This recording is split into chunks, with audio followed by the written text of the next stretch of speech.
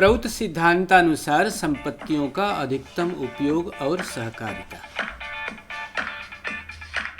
प्रउत के दूसरे मूलभूत सिद्धांत में संसार की सभी संपत्तियों की अधिकतम उपयोग की बात कही गई है, जो निम्नलिखित सूत्र में है। स्थूल सूक्ष्म कारणेषु चरमोपयोगः प्रकर्तव्यः विचार समर्थितं बंटनश्च। स्थूल जगत में, सूक्ष्म जगत में अर्थात जगत में और कारण या आध्यात्मिक जगत में जो कुछ संपत्तियां निहित हैं, उनका अधिकतम उपयोग जीव कल्याण के लिए करना होगा। क्षिति, अप, तेज, मरुत, व्योम, इन पंच तत्वों में जो कुछ संपत्तियां छिपी हैं, उनके संपूर्ण रूप में सद्व्यवहार की प्रचेष्टा के माध्यम से इनका चरम उपयोग साधित होगा। जल, स्थल, अंतरिक्ष में अन्वेषण कर मनुष्य के प्रयोजन के उपादान को खोज निकालना होगा।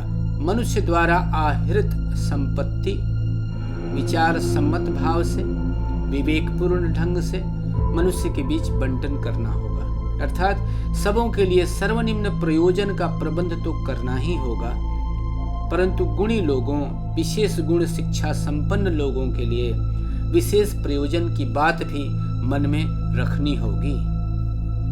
यह जो सिद्धांत है, यह मानवतावादी नहीं, नव्य मानवतावादी सिद्धांत है। पूंजीवादी सिद्धांत में भौतिक संपत्तियों पर कुछ ही लोगों का अधिकार होता है।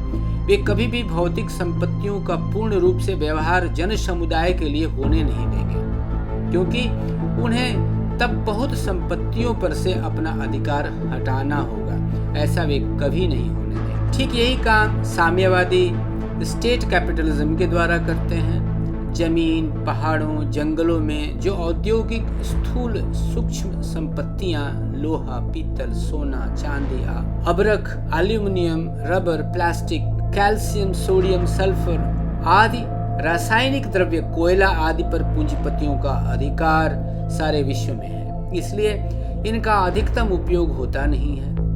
वे इतना ही उपयोग करते हैं जिससे वे खरीदने वालों से अधिक पैसा ऐंठ सकें। अमेरिका, कनाडा में अधिक गेहूं उत्पन्न होने पर दाम कम मिलेगा, इसलिए वे समुद्र में फेंक देते हैं या जला देते हैं। जमीन और गेहूं पर कम से कम लोगों का अधिकार है, इसलिए वे ऐसा कर पाते हैं।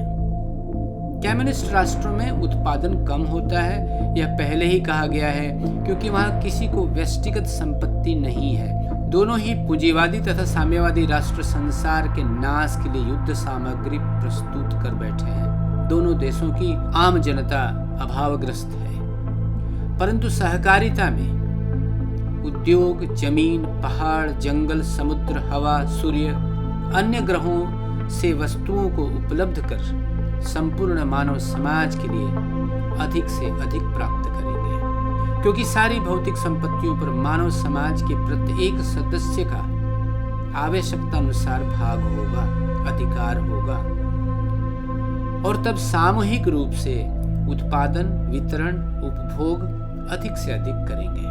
सहकारिता का क्षेत्र बढ़ता जाएगा और पूंजीवाद, साम्यवाद समाप्त हो